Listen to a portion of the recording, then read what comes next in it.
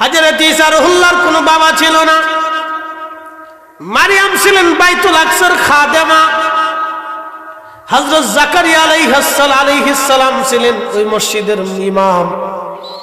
মারিয়াম আলাইহিস সালামের বাবার নাম ছিল হযরত ইমরান আলাইহিস সালাম। ইমরান নবী ছিলেন, বাইতুল আকসার ইমাম ছিলেন হযরত ইমরান আলাইহিস সালাম।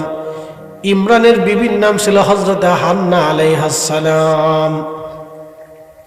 পুণ্যবতী নারীর ৮০ বছর পর্যন্ত কোনো সন্তান হয় না। একদিন আল্লাহকে বলেন, রব যদি একটা সন্তান দিতা তাহলে তোমার এই মসজিদের খাদেম আমি বানাইতাম। আল্লাহ তার একটা সন্তান দিলেন, কিন্তু সন্তান জন্ম নেওয়ার পরে হান্না দেখলেন মেয়ে সন্তান হয়েছে। হযরত হান্না বলেন, রব্বি চাইলাম ছেলে, দিলাম মেয়ে, দিলাম মেয়ে। আল্লাহ ডাক দেয় বলেন, হান্না রে, কোন কোন ক্ষেত্রে ছেলেদের থেকে মেয়েরা উত্তম হয়। একবার জোরে বলবেন কি মারহাবা। কোন নারী যদি ওলি হয় ৭ জন পুরুষ ওলির থেকে মর্যাদা বেশি হয়। একসাথে বলেন আল্লাহু আকবার। আর কোন নারী যদি একবার বেশ্যা হয়, পতিতা হয়, বেহায়া হয়ে যায়, অসংখ্য পুরুষের চরিত্র নষ্ট করে দেয়। এই আস্তে করবেন না, জোরে বলেন।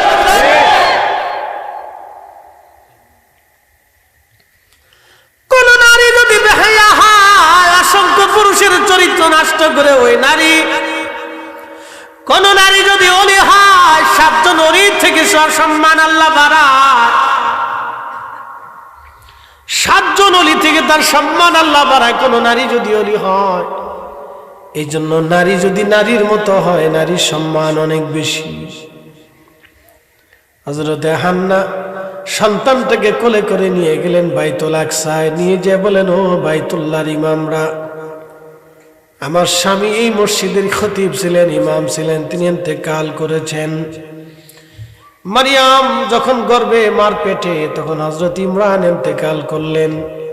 মনে রাখবেন, যারা পৃথিবীতে ধন্য হয়, বুজুর্গ হয়, ওলি হয়, আল্লাহ ছোটকালে হয়তো তাদেরকে গরিব বানায়, নতুবা এতিম বানাইয়া, অথবা সম্পদ সহায় সম্বলহীন করে তাদেরকে ঘর বাড়ি দরজা সারা ছিন্ন করে দেয়।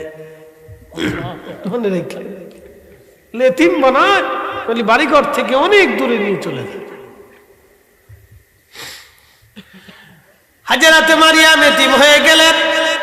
মসজিদের সামনে এসে ইমাম সাহেবদেরকে বলেন, ইমামরা, আমার স্বামী মসজিদের ইমাম ছিলেন, আপনারা আমার এই বাচ্চাটাকে কবুল করে নেন। আমি মানত করেছিলাম এই মসজিদের খাদেম বানাবো, কিন্তু আল্লাহ আমার একটা মেয়ে দিয়েছেন, আপনারা আমার সন্তানটাকে নিয়ে যান। সমস্ত মসজিদের খাদেম এবং ইমাম যারা ছিলেন তারা সবাই বলল, মারিয়ামকে আমাদের দায়িত্বে দিয়ে দেন। মারিয়াম আমাদের সন্তানের মতো, মারিয়ামকে আমরা লালন পালন করব। একসাথে বলবেন আল্লাহু আকবার। এখনকার নারীরা কেমন জানি উগ্র। এখনকার নারীরা এতটা উগ্র, কোন বাচ্চা এতিম হয়ে গেছে, পুরুষ দ্বিতীয় বিয়ে করছে, আগের ঘরের স্ত্রী মারা গেছে, তার সন্তান দুনিয়াতে আসছে, ছোট সন্তানটা আসছে দুনিয়াতে আসে, ওই পুরুষটা আরেকটা বিয়ে করছে, ঘরে আরেকটা মহিলা আনছে, কিন্তু এই মহিলা ওই ছোট বাচ্চাটারও দেখতে পারে না, মারে, পিটায়। কি কথা কর না কেন? ওরা সুর আর কুত্তার সাথেও নিকৃষ্ট। কি কথা ঠিক আছে কিনা? কুত্তার সাথে তুলনা দিবেন তো কুত্তা কবে আমার 14 পুরুষের কোন রেকর্ড নেই। আমরা আমাদের বাচ্চাদেরকে হত্যা করি না, মারি না। এই মরি নারীরা যদি এতিম বাচ্চাদেরকে দেখেও লালন পালন করে যে আমি এতিম পালতেছি, তারপরও তো একটা মানসিকতার দরকার। আমরা মানসিকভাবে এতটা অসুস্থ একটা জাতি, ভাবলে আপনার গা শিহরে উঠবে। এত অসুস্থতা আমাদের ভিতরে ঢুকছে, ভাবলে কল্পনা করলে গা শিহরে উঠবে। শুধু অসুস্থতা, মানসিক অসুস্থতা, অনেক অসুস্থ, আত্মিক অসুস্থতা, মানসিক অসুস্থতা। এখন আত্মার অসুস্থতা বাংলাদেশে বেশি হয়ে গেছে। প্রচুর পরিমাণে আত্মার অসুস্থ রোগ বেশি, একবারে বেশি পরিমাণে আত্মার রোগী। মানুষের পয়সা হয়েছে, এখন সহমর্মিতা নাই। কি কথা ঠিক আছে না ভাই? টাকা হয়েছে, লেখাপড়া হয়েছে, কিন্তু শ্রদ্ধাবোধ নাই।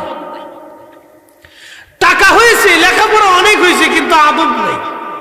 এটা রুহের খোরাক। আদব, সম্মান, শ্রদ্ধা, ভালোবাসা, সহমর্মিতা, সহানুভূতি, দয়া, এগুলো আত্মার খোরাক। এটা আত্মা থেকে আসে, এগুলো রুহের জিনিস। এর রুহানিয়ত মানুষের ভিতর থেকে ধ্বংস হয়ে যাচ্ছে। কথা কর না, ঠিক আছে কিনা? এই রুহানিয়ত ধ্বংস হয়ে যেতেছে, রুহানিয়ত নাই।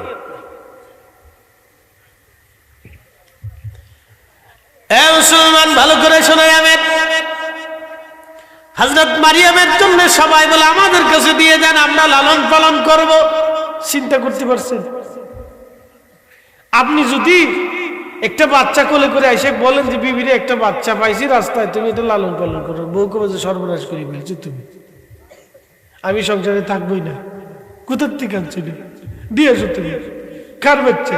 তুমি কি আবার আরেক জায়গায় বিয়ে থা করছিলে নাকি? এই কথা কর না কেন? ডরাচ্ছেন আপনারা?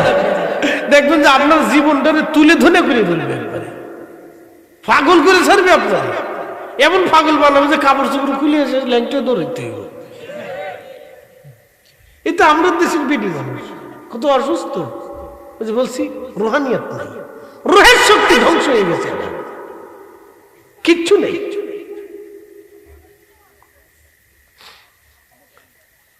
সমস্ত আমরা বলতেছে আমরার কাছে দিয়ে দেন, আমরা তোর লালন পালন করবো। বাচ্চা পেয়ে তারা খুশি যে আমরা একটা সন্তান পাইছি, দেন আমরা।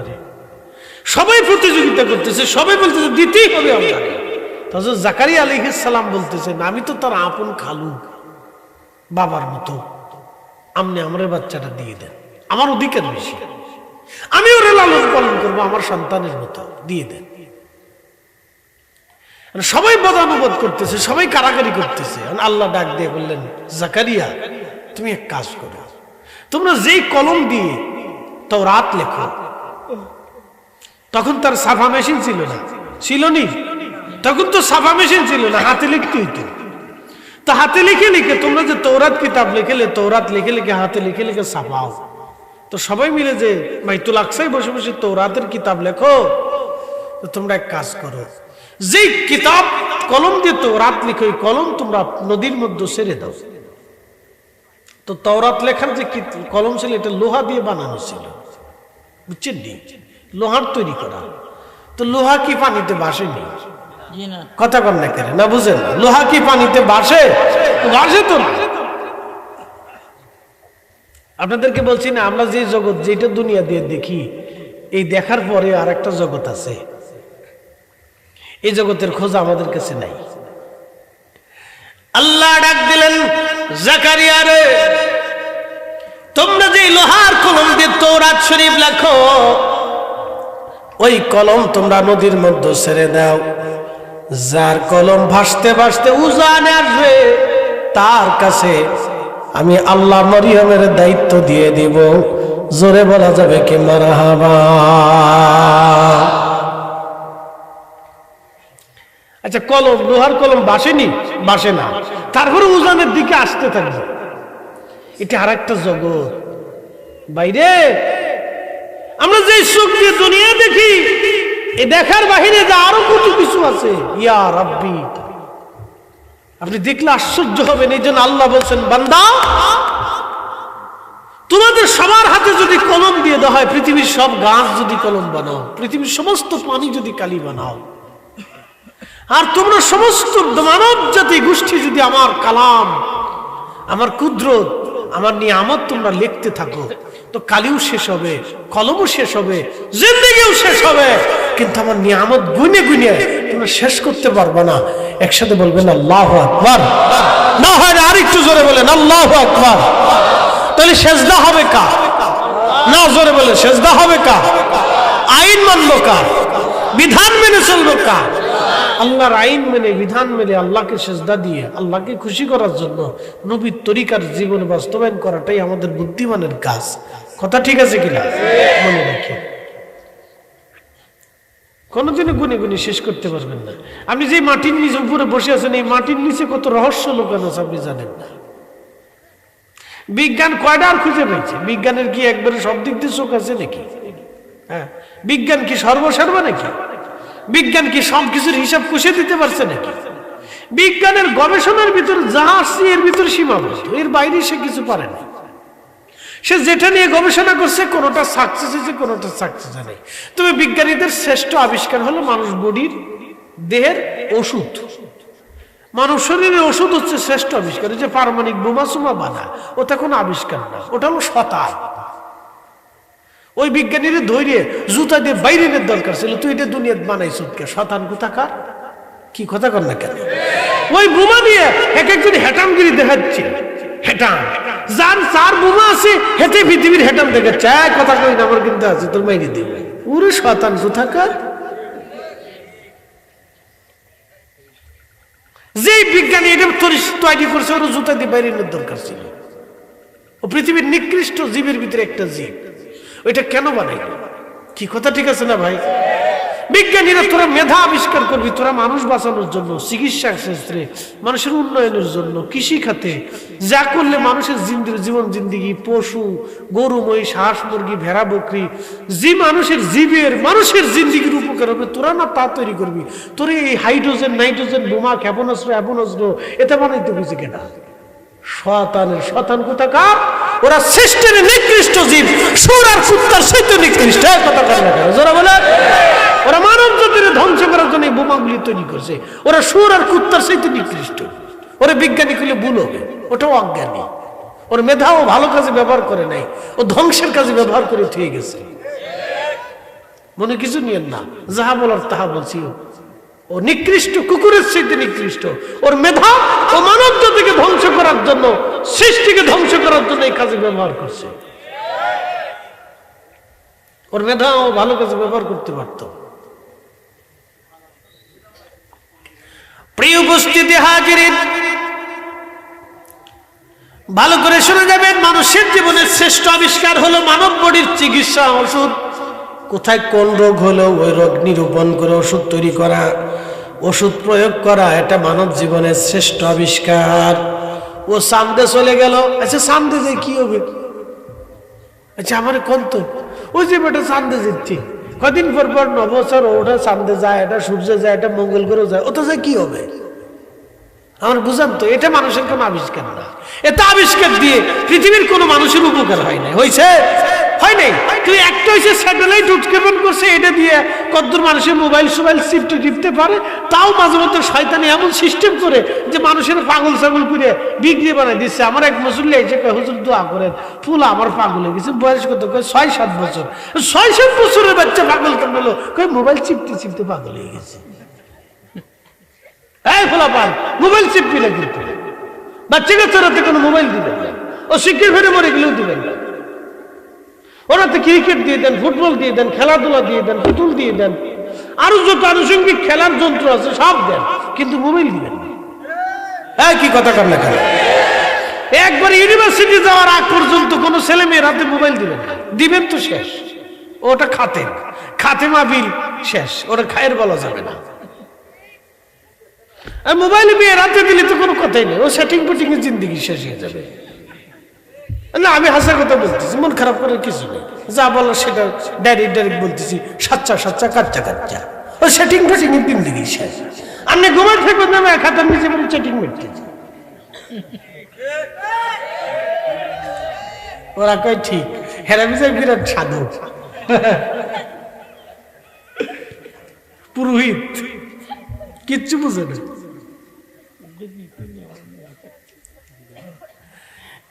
ভাইরা আমার, হযরত মারিয়াম আলাইহিস সালাম পার জন্য সাপ বাইতুল আকসার ইমাম খতিব জানা ছিলেন, কলম তারা পানির মধ্যে ছেড়ে দিলেন। হযরত জাকারিয়া আলাইহিস সালামের কলম ভাসতে উজানের দিকে চলে আসলো।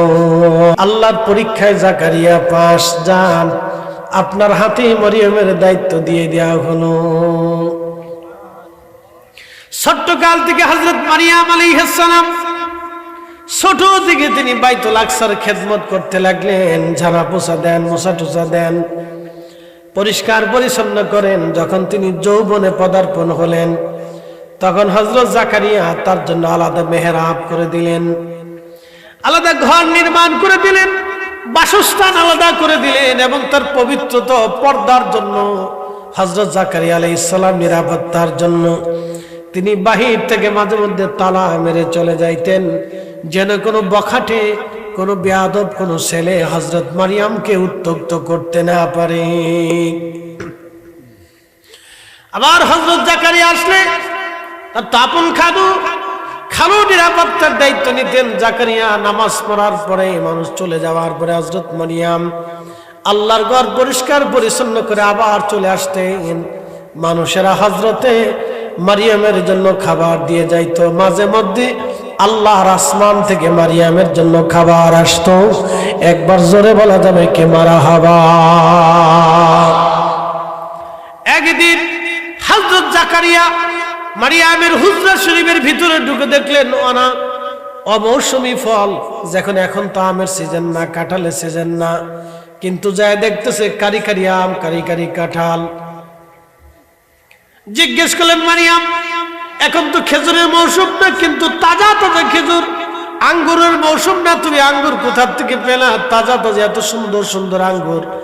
মারিয়াম বললেন, খালু জান, আমার রব, আমার আল্লাহ জান্নাত থেকে আমার জন্য খাবার পাঠাইছে। আল্লাহু আকবার। না হয় না, আরো জোরে বলেন। তাহলে আমরা খালি চোখে যেই জগৎ দেখি, জগতের বাইরেও আরেকটা জগৎ, কথা কোন আরো জগৎ। আমরা চোখ দিয়ে যে জগৎ দেখতেছি, এই জগতের বাইরেও আরো জগৎ আছে। বেহেশত থেকে মারিয়ামের জন্য খাবার আসছে আল্লাহর ঘরের ভিতরে। তখন জাকারিয়া আলাইহিস সালাম চিন্তা করলেন, আল্লাহ আমারে ভাগ্নিরে খুবই বরকতময়, নিয়ামতপূর্ণ এবং সৌভাগ্যশালী এবং সৌভাগ্যবতী এবং খুবই মর্যাদা বলি বানাইয়া দুনিয়াতে পাঠাইছে।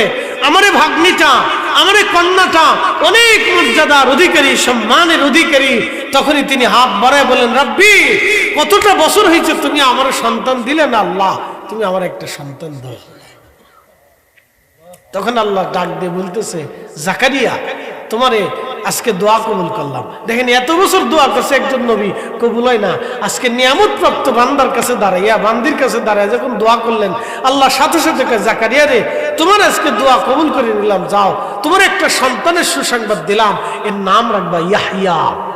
সুবহানাল্লাহ। যেমনি কইতেছেন মনে হয় আপনারাও আনতে টানতে পারেন। জোরে বলেন আল্লাহু আকবার। তাহলে দোয়া কবুল হয় কিনা? কথা কন না কেন? দোয়া আসেনি? কথা কেন? দোয়া আসেনি? তো ওরা কারা দোয়া বন্ধ করার জন্য মাঝে মধ্যে ফতোয়া ডেলিভারি দেয়? কি কথা কন না কেন? ওরে শয়তানের ভাই। কি কথা ঠিক আছে কিনা? কার ভাই? শয়তানের ভাই। ওন আপনি মানলে মানেন, না মানলে আপনার তাল গাছ নিয়ে শুয়ে থাকেন, কেউ অসুবিধা নেই। মাকালের ফল দেখতে ভালো। মাকাল ফল চিনি? বাচ্চারা জীবনে কোনোদিন দেখেও নাই, ও খায়ও নাই। মাকাল ফল দেখতে খুব সুন্দর দেখা যায়। অনেক জায়গায় কান্দা ফল কয়, সিলেটে কি মাখাল। মাখাল বাচ্চারা দেখে নেই। মাখাল এখন পাওয়া যায়, বড় বড় জঙ্গল টঙ্গল থাকলে মাখাল দেখা যায়। দেখতে খুব সুন্দর দেখা যায়, কিন্তু ভিতরে কালো, বিড়ালের বাথরুমের মতো। হ্যাঁ, খুব মারাত্মক। চিনি ছাড়া নেই, আর চিনি ছাড়া হইলে ভালো। চিনি খাই না, বাদ দিয়ে সিজা। ডায়াবেটিস নেই, ভয় নেই, খাই না। চিন্তা করলাম যে চিনি ছাড়া খাই দেখি ভালো লাগে না, ভালোই লাগে। জিব্বাটা আল্লাহ বানাই দিচ্ছে। দেখবেন কেউ মুরগিরে ফুরায় খায়, আছে না? কেউ গোস্ত চাবায় খায়, কেউ শুয়োর খায়, কেউ কুত্তা খায়। ওই কোরিয়ানরা দেখবেন সাপ খায়, ব্যাং খায়, বন্য প্রাণী খায়, বিচ্ছু খায়, কাকড়া খায়, কত কিছু খায়। ওরা এবার ফুরায় দেখবেন একবারে বড় বড় হোটেলের সামনে দিয়ে একবারে সাজাই থুয়ে দিছে, কুত্তা মেরে কুত্তা রান্না করে থুয়ে দিছে। চিন্তা করে ওটা খায়, ওদের রুচি আছে, কে বলতেছে? খাচ্ছে, ভাড়াত ভাড়াত করে মেরে দিচ্ছে, খা। কুত্তা খাচ্ছে, ব্যাং খাচ্ছে, তো খায়। আপনারা যদি বলা হয় যে ভাই কুত্তা রাখছি, বাপরে বাপ, চিৎকার দিয়ে বমি করে মরে যাবে। সাপ খায় ওরা। ইস, কি জাতির জাতির! এদের ভিতর বড় বড় ডক্টর আছে, ডাক্তার আছে, ইঞ্জিনিয়ার আছে, প্রকৌশলী আছে, মেধাবী আছে, অর্থনীতিবিদ আছে, রাজনীতিবিদ আছে, খাচ্ছে। ওরা কুত্তা খায়, পুরো জাতি কুত্তা খায়। হ্যাঁ, পুরো জাতি কুত্তা খায়। তো খাদ্যাভাস, এটাকে বলে খাদ্যাভাস। পৃথিবীর এক এক অঞ্চলে এক এক রকম মানুষের খাদ্যাভাস, খাচ্ছে ওরা।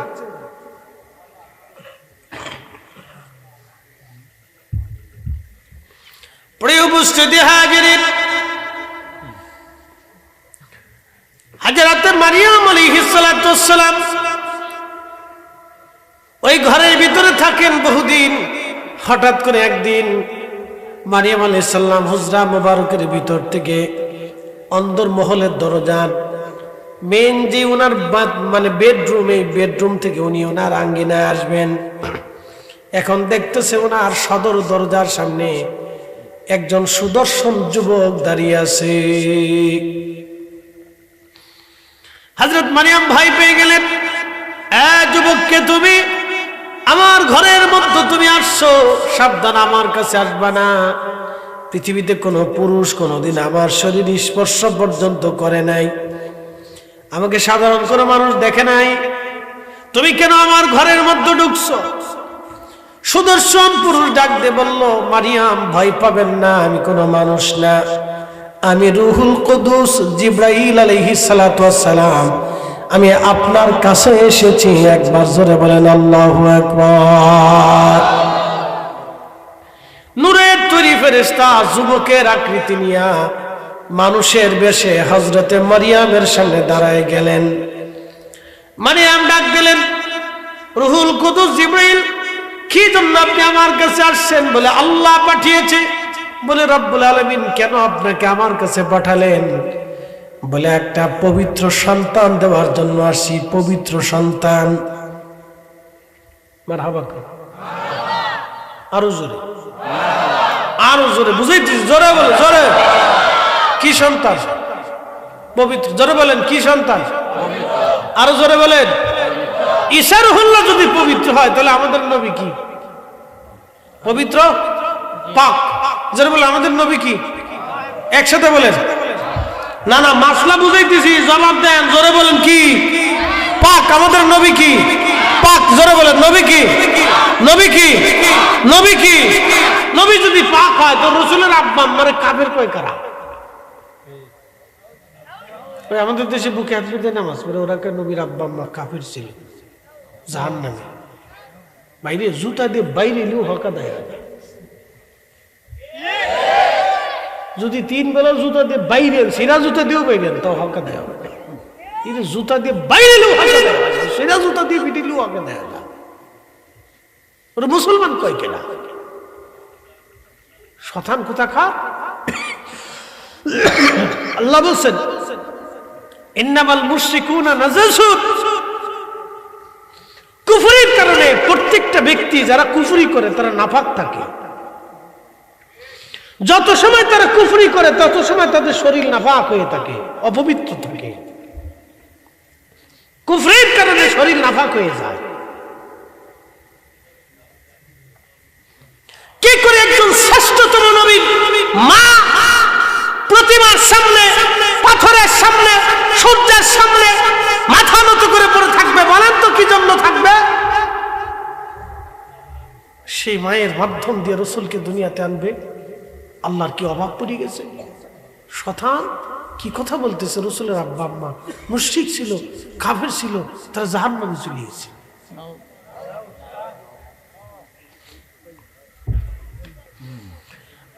জগন্নাথপুরবাসী ভালো করে শোনে নেন।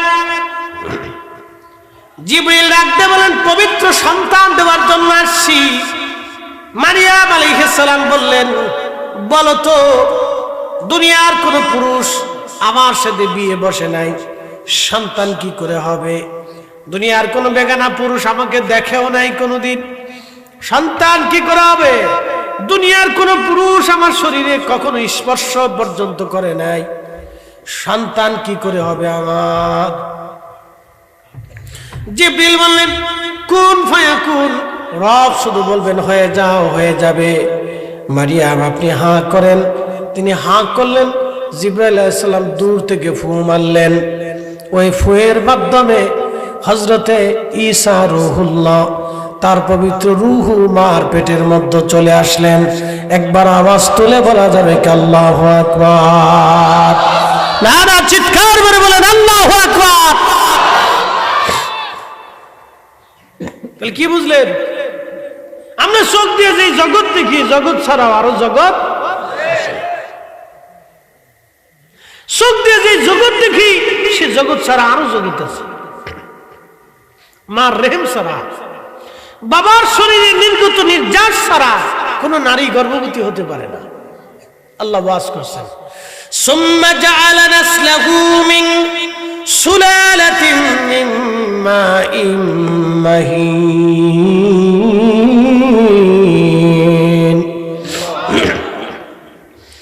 আমি মানুষের বংশ দ্বারা দুনিয়াতে পাঠাইলাম। মানুষের শরীর থেকে নির্গত নির্যাস পানি, মানুষের শরীর থেকে নির্গত নির্যাস পানি, বাবার নির্গত নির্যাস পানি, এটা পৃষ্ঠ দেশ থেকে আসে, আর মায়ের বক্ষ দেশ থেকে আসে। পৃষ্ঠ দেশ থেকে আসে। পৃষ্ঠ দেশের যে মেরুদণ্ড, এই মেরুদণ্ডের ভিতরে থাকে। একসাথে বলবেন আল্লাহু আকবার। মনে রেখেন, পৃষ্ঠ দেশ থেকে আসে। সুলালাতিন মিন মাইন মাহিন। বাবার শরীরে নির্গত নির্যাস এটা পৃষ্ঠ দেশে জমা করা হয়, এখান থেকে মার রেহেমে আসে। মুসলমান, কিন্তু মারিয়ামের তো কোনো স্বামী নাই, স্বামীবিহীন। জিবরাইলের ফুয়ের মাধ্যমে রূহুল্লাহ ঈসা রূহুল্লাহ, এই জন্য সরাসরি আল্লাহ ঈসাকে রূহ দিয়ে সৃষ্টি করেছেন। আর আমার আল্লাহ আমাদের নবীকে নূর দিয়ে বানাইছেন, নূরুল্লাহ। আর ঈসা রূহুল্লাহ, আমাদের নবী নূরুল্লাহ। একবার জোরে বলা যাবে কি আল্লাহু আকবার। চোখ দিয়ে যাহা দেখি, এর বাহিরেও জগৎ আছে। আপনি বুঝেন না, সেটা আপনার বুঝের দোষ। আপনি মানেন না, সেটা আপনার বিশ্বাসের দোষ। না মানলে কি করে? আচ্ছা বলেন তো, জায়নামাজ পানির উপরে ভাসে, আরে জায়নামাজের উপর চললে ওই জায়নামাজ পানির উপর ভেসে থাকে, তাহলে শাহজালালটা রইল কেন? আপনি চোখে যেটা দেখেন, এটার থেকেও ভিন্ন আর একটা জগৎ আছে। সমস্ত আনা সাগরের পানি একটা ছোট্ট লুটার ভিতরে খাজা বাবা আজমিরি ঢুকিয়ে ফেললেন। আনাতে কোনো পানি নেই। কি বুঝলেন? শুধু আনা সাগর। খাজা বাবা আজমিরি যদি চাইতেন, পৃথিবীর সমস্ত সাগর মহাসাগরের পানি লুটার ভিতরে নিয়ে আসতেন। আপনি যেটা চোখে দেখেন, এটা শুধু দেখেন, কিন্তু আরেকটা জগৎ আছে। যদি কোনদিন মদিনাতুল মুনাওয়ারাতে যান, আল্লাহ যদি নেয়, হারামাইন শরীফাইনে যদি যান, মক্কাতে একটা কুয়া পাবেন। এই কুয়ার নাম জমজম। ইব্রাহিম আলাইহিস সালামের জমানাতে চালু হয়েছে। আজ থেকে হাজার হাজার বছর, 10, 20, 30, 40,000 বছর পার হয়ে গেছে। এত বছর পার হলো, কুয়াটা এখনো চালু আছে, বন্ধ হয় নাই। পানি আসতেছে। 40,000 বছর ধরে, 20,000 বছর ধরে মানুষ পানি পান করতেছে, কিন্তু পানি শেষ হয়নি। পানি কোথার থেকে আসে? আপনি যেটা চোখ দিয়ে দেখতেছেন যে পানি আসতেছে, কিন্তু কোথার থেকে আসে এই জায়গাটা আপনি দেখেন নাই। কি কথা কন নাকি? ঠিক আছে কিনা? এই জমজমের উৎস হচ্ছে আল্লাহর বেহেশত। যেমনি করতেছেন সুবহানাল্লাহ, মানে সুবহানাল্লাহ দুর্বল না, আপনি দুর্বল। জোরে কর। নীল নদ আসেনি? নীল নদের উৎস কোথায় জানেন? উগান্ডা। কোন জায়গা? উগান্ডা। পোলাপানের নাম শুনলে আসবে, এইটা আবার কি? উগান্ডার মানুষ কিন্তু খুব ভালো। বাংলাদেশের মতো সিটার না, মনে কিছু নেই। ওরা গরু চুরি করে না, ওরা গরু চুরি করে না, ছাগল চুরি করে না, ডাকাতি করে না, খুব ভদ্র ভালো মানুষ ওরা। বাঙালিরা গরু চুরি করে। বাপরে বাপ, কত যে গরু চুরি বাড়ছে এখন। মানুষ খেলে আয় দোয়া করছে, দোয়া করেন, গরু চুরি লেগে গেছে। সরে লয়ে গেলে আর দোয়া আছে গেল আর কি, তো লই তো গেছে, সরে আর জীবনে গরু ফেরত দিত না। আমার মসজিদের গিরিল কাইতে আলমারি 3 তলা ভাঙিয়ে কয়েক লক্ষ টাকা নিয়ে গেছে। মুতল্লি সাহেবকে হুজুর দোয়া করে দেন সরে যাতে টাকাটা ফেরত দেয়। যে চোরে এত গিরিল কাইটে টাকা নিছে, এই চোরের জীবনে জীবনে 23 চোরের চোর, আন্তর্জাতিক চোর। বুঝতে পারছেন? এটা বাঙালি খোদার ঘরের মসজিদের তালা কাইটে তারপরে ফ্যান চুরি করে, মাইক চুরি করে, টাকা চুরি করে নিয়েছে। আজকে বলেন, এই চোরের যদি বাংলাদেশের অর্থমন্ত্রী বানাই দেন তো হয়ে গেছে কাজ।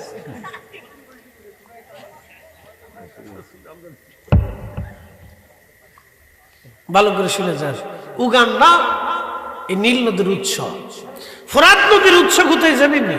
তুরস্ক, তুরস্কের পাহাড়ি অঞ্চল। আমাদের বাংলাদেশে যে যমুনা নদী আছে, যমুনা নদীর উৎস কোথায় জানেন? ভারতে। যমুনার পরে ব্রহ্মপুত্র। আমি সে ব্রহ্মপুত্রের চরের ভিতরে আসামে গুয়াহাটিতে মাহফিল করতে গেছিলাম, গত বছর করে আসছি, গত নির্বাচনের সময় গেছিলাম। বুঝছেন? গত নির্বাচন তো গত বছর নাকি হওয়া মনে হয়, তো যাই হোক আর কি, গত জানুয়ারিতে ছিলাম 7 তারিখে গুয়াহাটিতে মাহফিল করে আসছি। ব্রহ্মপুত্রের নদীর ভিতরে উৎস হচ্ছে ওই ভারতের পাহাড়ি অঞ্চল, ওখান থেকে ঝর্ণা টন্না থেকে বরফ টরফ গলে পানির উৎস এখান থেকে শুরু হয়েছে। কিন্তু এখন আপনাদেরকে বলি, পাহাড়ের ঝর্ণা আছে কিনা নাই? মানুষ দেখে পানি আসতেছে, কত সুন্দর পানি, গোসল করে না আসে, ছবি তোলে, কীর্তন করে, কি করে না করে, ইস রে পানি পেয়ে খুশি, বেড়া বেড়ি লুডা লুডি টুনা টুনি একসাথে নাচে। বাপ রে বাপ, শয়তান কোথাকার! আপনি জানেন ওই পাহাড়ের ভিতর থেকে পানি পাঠায় কে? একসাথে বলেন, কে পাঠা? জোরে বলেন, কে পাঠা? তো আল্লাহর দোয়া পানির ভিতরে দিয়ে এই যে বেড়া বেড়ি লাডালাডি নাচানাচি করতেছে, লজ্জা শরম করে না? কুত্তার চাইতে নিকৃষ্ট। কি কথা বললেন? দুনিয়াত মানুষ আছে না? মানুষ চলে গেছে, দুনিয়াত মানুষ নাই। সাগরের সি বিচ গুলি, পৃথিবীর সব সি বিচ গুলি আপনি গেলে মোহের ভিতরে রুমাল দিয়ে পালে চলে আসতে, মুরব্বীরা থাকতে দাঁড়াইতে পারবে না, কোথায় আসলাম? এই জগতে মানুষ না, কুকুর বিড়াল। কাতি মাসের কুত্তা যেমন পাগল হয়ে যায়, সি বিচ গুলিতে ঘুরলে দেখবেন যে ওরকম কুত্তা কুত্তি পাগল হয়ে গেছে। আসতে পারবে জোরে বলেন। বাংলাদেশের কি অবস্থা? তার সারা বিশ্বে মালয়েশিয়া মালয়েশিয়া মালদ্বীপ টালে মালদ্বীপে গেছি। আই রে সুবহানাল্লাহ। আমি আর বেশি দূরে যাই না, কিন্তু না ভাই আমার লইস নিয়ে হুজুর আসেন আপনাদের একটা দ্বীপে লয়ে যাই গিয়ে, খালি ফরেনার, ওখানে গেলে আমার ইমান আমল সব শেষ হয়ে যাবে ভাই আমার। পরে মালের খুলে মালে, রাজধানীর নাম মালে, মালের ভিলা কলেজে মাহফিল ছিল, ওটা করে দিয়ে মালের আশপাশ দিয়ে ঘুরে টুরে সাগর টাগর দেখে মাছ টাছ খেয়ে চলে গেছি। যা খুব মনোযোগ দিবেন ভাই আমার, এগুলি বললে আপনার অত্যন্ত দুঃখ লাগবে, কষ্ট লাগবে। হযরত মারিয়াম পবিত্র নারী, সতী সাধ্বী নারী, গর্ভবতী হয়ে গেলেন, আল্লাহ তার সন্তান দিয়ে দিলেন। কিন্তু মানুষ বলা বলি করলো, হায় হায় মারিয়ামের এই অবস্থা কেমনে হলো, কে করলো? সবাই সন্দেহ করলো মারিয়াম বুঝি জেনা করেছে, নাউজুবিল্লাহ। কিন্তু হযরত মারিয়াম ছিলেন পবিত্রা সতী সাধ্বী নারী, তাহেরা তৈয়বা। এই হযরত মারিয়ামের তো কোনো স্বামী নাই, কিন্তু তার স্বামী জান্নাতে, কে তার স্বামী হবে? তার যোগ্য কোন ব্যক্তি দুনিয়াতে আছে?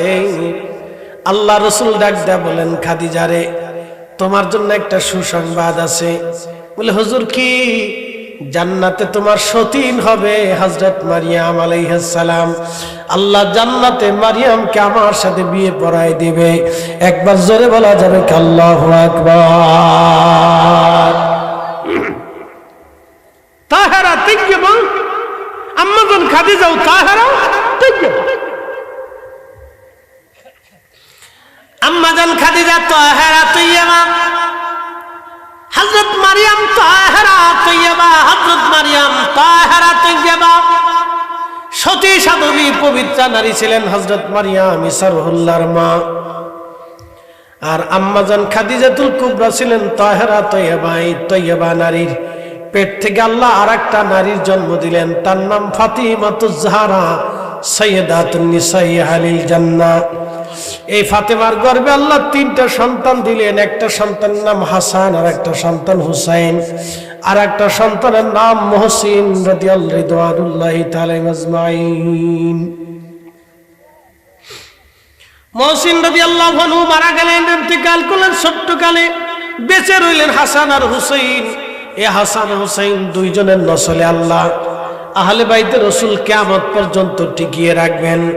এই হাসান হুসাইনের নসলে আল্লাহ পৃথিবীর শেষ প্রান্তে একটা সূর্য সন্তান আল্লাহ পাঠাবে। সন্তানের নাম মুহাম্মদ, বাবার নাম আব্দুল্লাহ, তার পরিচয় হবে ইমাম মাহাদি। মাহাদি মাহাদি মাহাদি, একবার জোরে বলা যাবে আল্লাহু আকবার। এই সন্তানের নাম হবে মাহাদি।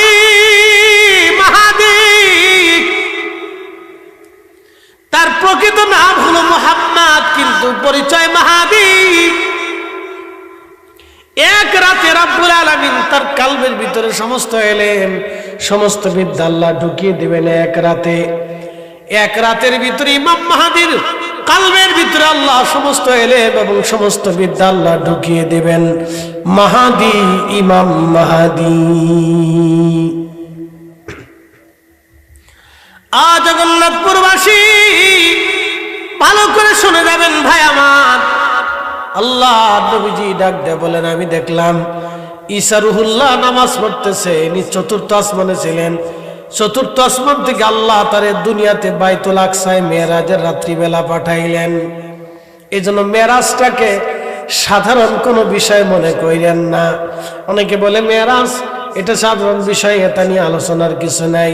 বেটারে, নামাজ যেমন মুসলমান ইসলামের অবিচ্ছেদ্য অংশ, আমাদের দুই কাঁধে দুইজন ফেরেশতা আছেন, কিরামান কাতিবিনা ইয়ালামুনা মা তাফআলুন। কিরামান কাতিবিন দুইজন, আমরা কি করি না করি লেখে, আমরা দেখি না তাদেরকে, কিন্তু ওই জগতে বসে বসে তারা লিখতেছে। এটা আমাদের চোখের অদৃশ্যের বাহিরে আর একটা কাজ চলতেছে। আপনি নিজেও জানেন না, আপনি গোয়েন্দা টিমের আওতার ভিতরে পড়ে আছেন।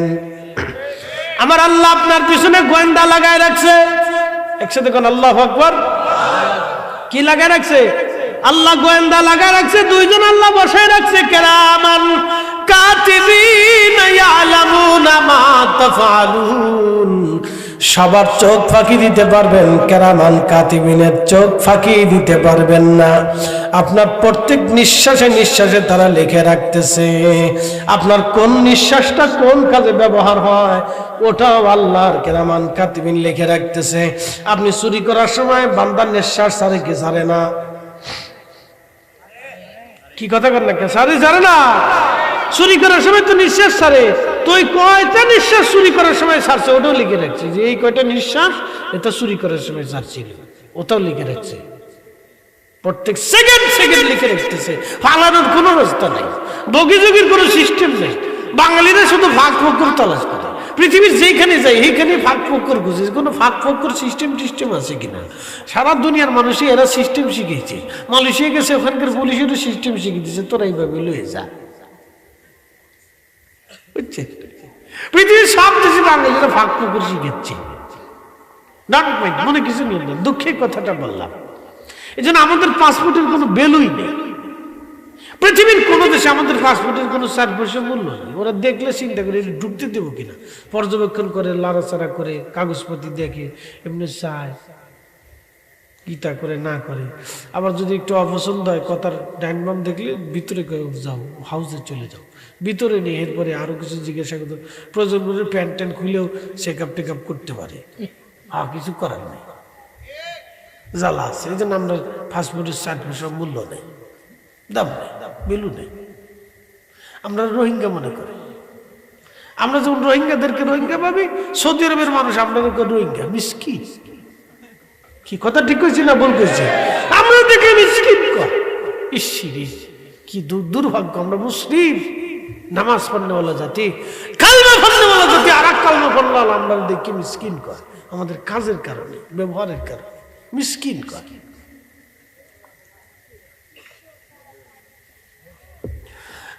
ভাইরা আমার ভালো করে শোনেন, দুঃখের সাথে কথাগুলি বলছি আজ। বন্ধু আমার, প্রিয় নবী বললেন, আমি দেখলাম ইশারুল্লাহ নামাজ পড়ে, তার মানে চতুর্থ আসমান থেকে তিনি বাইতুল আকসাতে আসলেন, আবার কিয়ামতের আগে দুনিয়াতে আসবেন। অর্থটা কি? তিনি জিন্দা আছেন, চতুর্থ আসমান থেকে বাইতুল আকসাতে চলে আসলেন। ইব্রাহিম খলিলুল্লাহ সপ্তম আসমানে বাইতুল মামুরের সামনে ছিলেন, ওইখান থেকে আল্লাহ তারে বাইতুল আকসায় নিয়ে আসলেন। মুসা নবী কবর শরীফের ভিতরে দাঁড়ায় দাঁড়ায় নামাজ পড়তেছিলেন, ওখান থেকেও তিনি বাইতুল আকসায় আসলেন। আল্লাহ নবী বলেন, আমার উম্মতেরা, সৃষ্টির যত নবী যে যেখানে ছিল সব নবীদেরকে আল্লাহ আমার সামনে বাইতুল আকসায় দাঁড়া করায় দিলেন। 2,24,000 নবী রাসূলরা বাইতুল আকসায় আমার সামনে দাঁড়ায় গেল কাতার সোজা করে। একামত শুরু হয়ে গেল, আমি মুসল্লার সামনে দাঁড়ানো, মেহরাবে দাঁড়ানো। জিবরাইল আমিন বললেন, হুজুর আজকে আপনি ইমাম হবেন, আপনার ইমামতিতে সব নবীরা আজকে আপনার পিছনে নামাজ পড়বে, আপনি হবেন ইমাম, সব নবীরা হবে মুসল্লি, আপনি ইমামুল মুরসালিন। একবার জোরে বলা যাবে আল্লাহু আকবার, না আরো জোরে হাত উঁচা করে বলেন আল্লাহু আকবার। ইমামুল মুরসালিনের উম্মত আমরা, সমস্ত নবীদের ইমামের উম্মত আমরা, সমস্ত নবীদের ইমামের উম্মত আমরা, সমস্ত নবীদের নবীর উম্মত আমরা, শ্রেষ্ঠ নবীর উম্মত আমরা, হাউজে কাউসার ওয়ালা নবীর উম্মত আমরা, মাকামে মাহমুদ ওয়ালা নবীর উম্মত আমরা, সাহেবে জান্নাতের নবীর উম্মত আমরা, সাহেবে শরীয়তের নবীর উম্মত আমরা, শ্রেষ্ঠতম শ্রেষ্ঠ নবীর উম্মত আমরা, স্মৃতির শ্রেষ্ঠকালের সর্বকালের শ্রেষ্ঠ মহামানবের উম্মত আমরা। কিন্তু আমরা গরু চুরি করি, আমরা সুদ খাই, আমরা ঘুষ খাই, আমরা হারাম খাই, আমরা মালে ভেজাল দিই, আমরা দোকানে বাকি রেখে ফেরত দেই না, টাকা হাওলাত নিলে ফেরত দেই না, আমরা অন্যের টাকা মেরে দেই, অন্যের হক মেরে দেই, অন্যের সম্পদ মেরে দেই, অন্যের জমি বুঝাই দেই না, অন্যের মাল বুঝাই দেই না, অন্যের টাকা বুঝাই দেই না, অন্যের সম্পদ আমরা নিরাপদে রাখি না, আমরা অন্যটা মেরে মেরে খাওয়ার চিন্তা করি, আমরা গীবত করি, আমরা শিকায়ত করি, আমরা মানুষ খুন করি, আমরা হত্যা করি, আমরা মারামারি করি, আমরা কাটাকাটি করি, স্বার্থের আঘাত করলে ভাই ভাইকে হত্যা করি, সন্তান বাবাকে হত্যা করে, বাবা মা সন্তান হত্যা করে। আমরা কি করে এত বড় দামি নবীর উম্মত হতে পারি? তার মানে আমরা এখনো উম্মতি হতে পারি নাই। কি কথা কন না কেন, ঠিক কিনা? আমরা এখনো উম্মতি হতে পারিনি, উম্মতি হতে পারিনি। শুধু নাম কাওয়াজতে, কাম কাওয়াজতে না, নাম কাওয়াজতে উম্মত, কাম কাওয়াজতে হতে পারিনি, উম্মত হতে হবে। আল্লাহ তৌফিক দিক, সকলে বলেন আমিন। আমাদের ওয়াজ, কত ওয়াজ বাংলাদেশে হয়, এই যে রাত 1:30 বেজে গেছি প্রায়, আপনারা বসে আছেন এত রাত পর্যন্ত, কোনো বেড়া বসে থাকে? পৃথিবীর কোথাও এরকম থাকবে না। শুধু বাংলাদেশে, ভারতে, পাকিস্তানে, 3টে দেশের মানুষ ওয়াজ শুনি, বসে বসে ওয়াজ শুনে সকালবেলা বিড়ি 2টে টান দিলি ওয়াজ শেষ।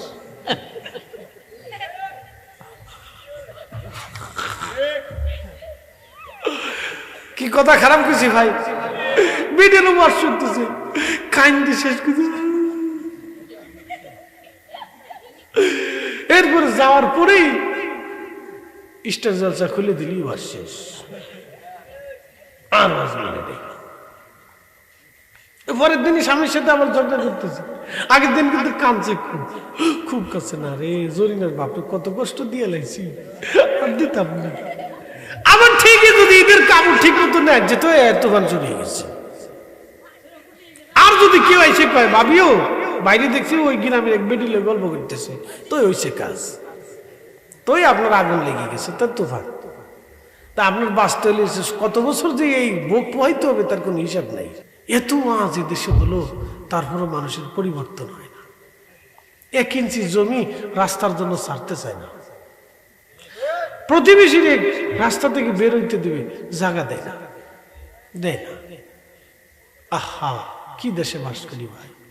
দুঃখে কার কাছে কথাগুলি বলবো, জায়গা দিতে চাই না। যে প্রতিবেশী রাস্তা দিয়ে বেরোবে আমরা জায়গা দিয়ে দিই, ভবিষ্যতে বাচ্চা কাচ্চা হবে, সন্তানরা আসবে, একটা রাস্তা তো দরকার, একটা রাস্তা দিয়ে দিই। ওর থেকে এক হাত জায়গা, এখান থেকে এক হাত জায়গা দিয়ে দিই, আমরা একটা রাস্তা বানিয়ে দিই। কোনো পরিকল্পনা নেই, অপরিকল্পিত একটা দেশ, কোনো পরিকল্পনা নেই। যে যেখানে জায়গা পাই এনে ঘর একটা উড়াই হচ্ছে, কি এক দেশ চিন্তা করে। হাজিরিন ভালো করে শুনে নেবেন, দুঃখের সাথে কথাগুলি বললাম, মন খারাপ করবেন না। বাবা মার আলোচনা বেশি লম্বা করব না। বাইতুল আকসায় নবীজি নামাজ পড়লেন, নামাজ হলো, সব নবীর আসলো। এখন আপনারা বলেন তো, নামাজ পড়তেও তো মিনিমাম 10 মিনিট সময় চলে গেছে আমার নবীজির, কারণ আমাদের মতো নামাজ আর নবীরা তো পড়ে নাই, ঠোকর ঠোকর নামাজ। উরে বাপরে বাপ, আলহামদুলিল্লাহ ধুবুর ধুবুর মিটতেছে, কত তাড়াতাড়ি মারা যায়। 10 মিনিট সময় চলে গেল। প্রিয় নবী বললেন, নামাজ শেষে আমি সব নবীদের সাথে মুসাফা মুআনাকা করলাম, কুশল বিনিময় করলাম, দেখা সাক্ষাৎ করলাম, কথা বললাম। তারপরে বোরাকের দিকে গেলাম। নবী ছিলেন 2,24,000 নবী। 30 সেকেন্ড করেও যদি একজন নবীর সাথে সময় দেয়, তাহলে সময় চলে যায় 1,12,000 মিনিট। জোরে না, জোরে জোরে বুঝাইতেছি, আরো জোরে। বাইতুল আকসাতেই তো 1,12,000 মিনিট চলে যাওয়ার কথা। 1,12,000 মিনিট 60 মিনিট দিয়ে ভাগ দেন, কত ঘন্টা খালি বাইতুল আকসাতে চলে গেছে, হিসাব করেন। নবীজি জান্নাত জাহান্নাম থেকে 7 আসমান ঘুরে টুরে এসে দেখে তখন ওযুর পানি করায়। যারা মক্কাতে গেছেন বলুন তো, পানি দিয়ে ওযু করলে কতটুকুন পর্যন্ত পানি করাবে বলেন তো? 2 সেকেন্ড, 4 সেকেন্ড, 5 সেকেন্ড সর্বোচ্চ। কারণ আরবের মাটি তো শুকনো, শুষ্ক মাটি, পানি পড়ার সাথে ওটা গিলে ফেলে দেয়, সাফাত করে ধরিলেও চলে যায়। তো বেশি হলো কতটুকুন? 5 সেকেন্ড করাবে। তো 5 সেকেন্ডে কি করে মেরাজ হলো? নবীজি নামাজ পড়লেন, নবীদের সাথে কথা বললেন, দেখা করলেন, সিনা সাক করলেন। তারপরে প্রথম আসমানে গেলেন, আদম শফিউল্লাহর সাথে দেখা হলো, কথাবার্তা বললেন। দ্বিতীয় আসমানে, তৃতীয় আসমানে, চতুর্থ আসমানে, পঞ্চমে, ষষ্ঠে, সপ্তমে, সিদরাতুল মুনতাহা, বাইতুল মামুরে গেলেন, জান্নাতে গেলেন, জাহান্নাম ঘুরে ঘুরে দেখলেন, আরশে মুআল্লাতে যে আল্লাহর সাথে গল্প করলেন। মুসা আলাইহিস সালামের কাছে, আল্লাহর কাছ থেকে 50 ওয়াক্ত নামাজ নিয়ে ফিরে আসার সময় ষষ্ঠ আসমান থেকে মুসা আলাইহিস সালাম, হুজুর আপনার উম্মত পারতো না, আমার উম্মতই পড়ছে না ঠিক মতো, আপনার উম্মত পড়তো না। বলে কুমাই নিয়ে আসেন। বলে আবার গেছে 5 ওয়াক্ত, আবার গেছে 5 ওয়াক্ত, এইবার 9 বার আসা যাও দিয়ে 5 ওয়াক্ত করে কুমায় 5 নং 45 ওয়াক্ত কুমাই নিয়ে আসছে। সর্বশেষ 5 ওয়াক্ত আল্লাহ দিয়ে দিছে। মুসা কয়, হুজুর তাও পারতো না, আপনি আরো কুমাই নিয়ে আসেন। মুসা আলাইহিস সালামের কথা তো ঠিকই, উম্মত 5 ওয়াক্ত ঠিক মতো পড়ে না। এখানে বহু মুসল্লি আছে খালি জুমাটা পরে কোন রকম, আর বাকি সব তো নামাজের কাছেও যায় না। কি কথা কর, এটার নাম হচ্ছে বছরের নামাজ, সিজনারি নামাজ। আবার কেউ আছে বিআই নামাজ, কেউ আছে ঠেলার নামাজ, কেউ আছে রাজনৈতিক নামাজ, কেউ আছে বিপদের নামাজ, কেউ আছে পরীক্ষার নামাজ। পোলা মানে পরীক্ষা দিছে, রেজাল্ট সামনে সময় মাথার থেকে টুপি সরে না, খালি মসজিদের বারান্দা ছাড়ে না, খালি মসজিদের দৌড়াই যায়। আল্লাহ রেজাল্টটা যেন ভালো হয়, আল্লাহ। কি কথা কর না, রেজাল্ট দেওয়ার পরের দিনটা টুপি নেই। শয়তানে হাসে, কুমুরে সিটার, কুমুরে সিটার রে, তুই এরকম সিটারি করতে পারলি। রেজাল্ট শেষ, টুপি শেষ, নামাজও শেষ, না নামাজ সিনেমা শেষ। এত হলো বাঙালি, মেড ইন বাংলাদেশ, খুব সালা। এরা খালি সুযোগ খুঁজে। আমি চিন্তা করতেছি কিয়ামতের মাঠে যে ওরা সুযোগ টুযোগ তালাশ করে কিনা, দেখি কোনো ফাঁক ফাঁক করা আছে কিনা। তা চলবে না, আল্লাহ কোরআনে ওয়াজ করছেন, ইয়াউমা ইয়াকুনুন নাসু কাল ফারাশিল মাবসুস।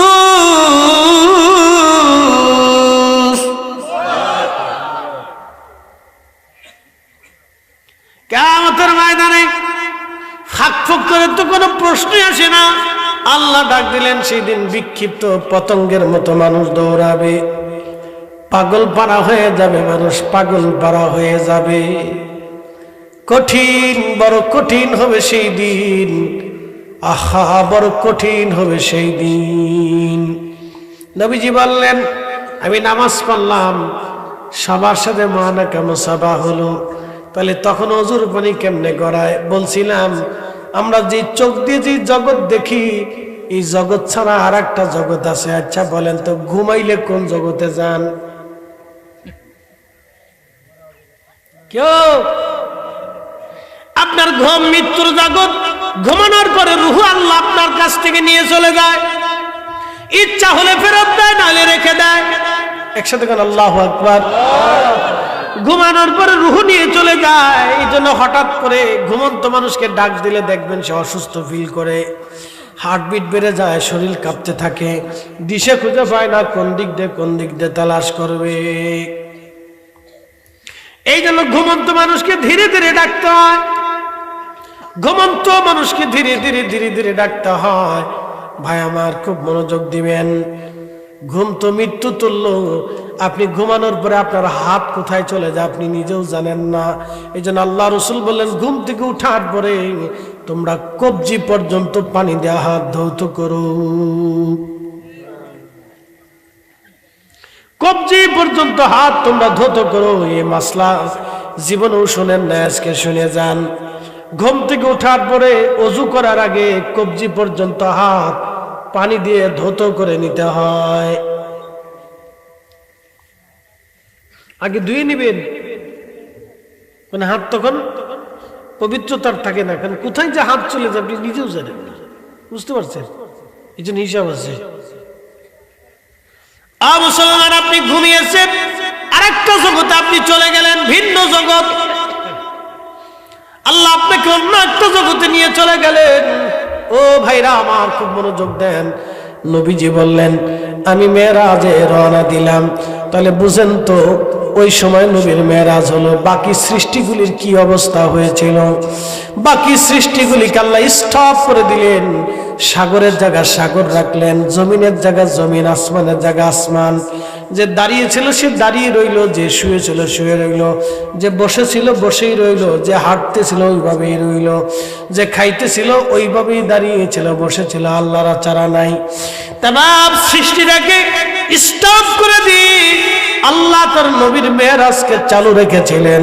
একবার জোরে বলা যাবে আল্লাহু আকবার। আমরা সেই দামি নবীর উম্মত, আমরা সেই দামি নবীর উম্মত, কিন্তু কিছুই দিতে পারি নাই, কিচ্ছু সেই নবীকে আমরা দিতে পারি নাই। জগন্নাথপুরবাসী, সুনামগঞ্জবাসী, ভালো করে সরে যাবেন। আহা, নবীজি বললেন, বাইতুল আকসা থেকে বের হয়ে আসলাম। আসার পরে একটা পাথর আমারে সালাম দিল, আসসালাতু ওয়াসসালামু আলাইকা ইয়া রাসূলুল্লাহ, আসসালাতু ওয়াসসালামু আলাইকা ইয়া হাবিবাল্লাহ। ডাক দিলাম, পাথর কি জন্য তুমি সালাম দাও? পাথর ডাক দে বলে, ইয়া নবী আল্লাহ, 1400 বছর ধরে আপনার অপেক্ষায় দাঁড়ানো আছি। কেন গো?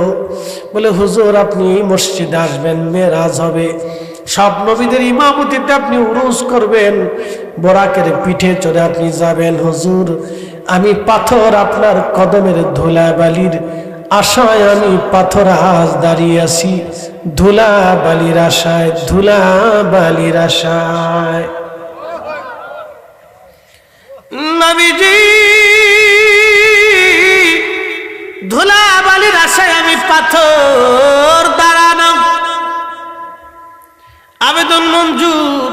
নবীজি কদম রাখতে যাবে পাথরে। আল্লাহ ডাক দিলেন, পাথরে মোমের মতো নরম হও, বন্ধুর যেন কোনো কষ্ট না হয়। নবীজি কদম রাখার সাথে সাথে পাথরের মধ্যে পা মোবারকের দাগ বসে গেল। সেই পাথর এখনো বাইতুল আকসাতে আছে। পাথর থেকে এখনো বেহেশতের সুঘ্রাণ আসতে থাকে।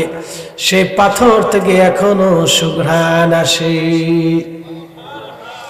হারামে যদি চলে যান, মাকাম ইব্রাহিম, সাইয়েদনা ইব্রাহিম আলাইহিস সালাম যে পাথরের উপরে কদম রেখে বাইতুল্লাহ গেঁথেছিলেন, সেই পাথরে ইব্রাহিম আলাইহিস সালামের পায়ের দাগ এখনো আছে।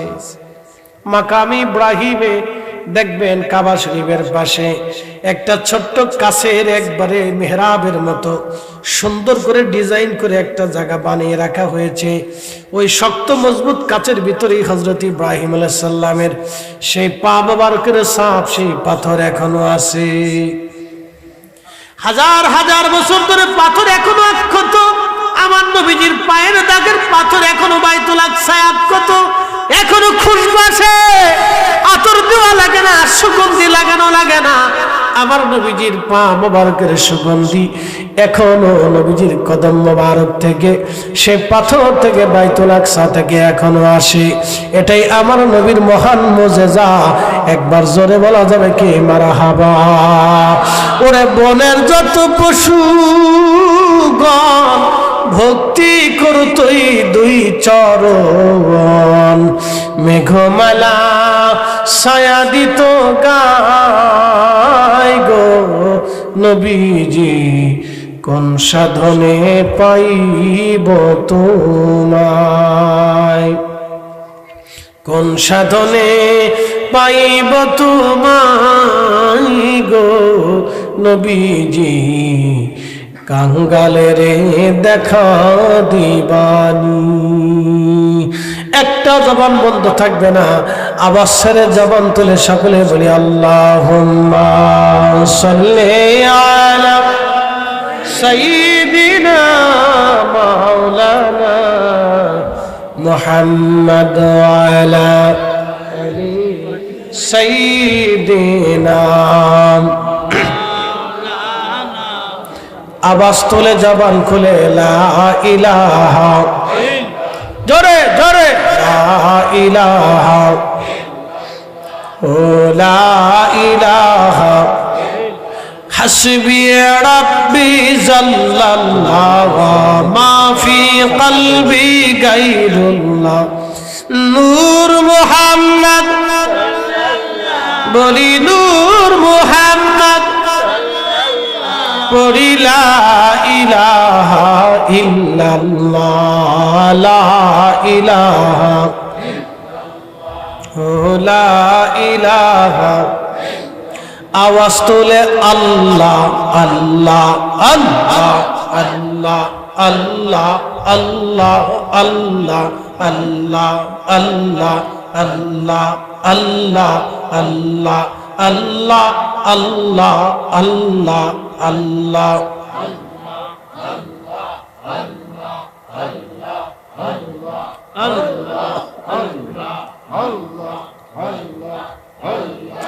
আখেরাতে পারগাবি তুই পুলসি রাতের পোয়াল আল্লাহ আল্লাহ আল্লাহ। যেদিন কাজী গাবি জাররা জাররা হিসাব নিবে আল্লাহ, যেদিন কাজী হবি জাররা জাররা হিসাব নিবে। আহা সেই দিন তোমার কে তরাবে, সেই দিন তোমার কে তরাবে মুহাম্মদ রাসূল। আখিরাতে পার হবি তুই পুলসি রাতের পোয়াল আল্লাহ আল্লাহ আল্লাহ।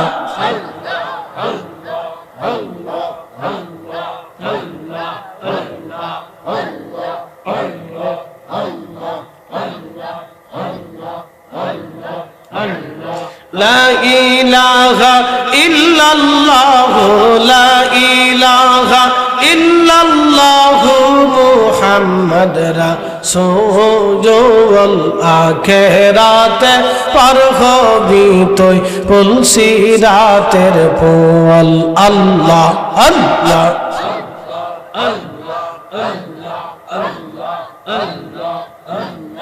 আল্লাহ। যেই দিন কাহার খাবি নফসি নফসি সবে বলবে আহা আল্লাহ। যেই দিন কাহার খাবি নফসি নফসি সবে বলবে আহা সেই দিন তোমাকে তরাবে মুহাম্মদ রাসূল আখিরাতে পার হবি তুই বলছি রাতের বল আল্লাহ আল্লাহ আল্লাহ আল্লাহ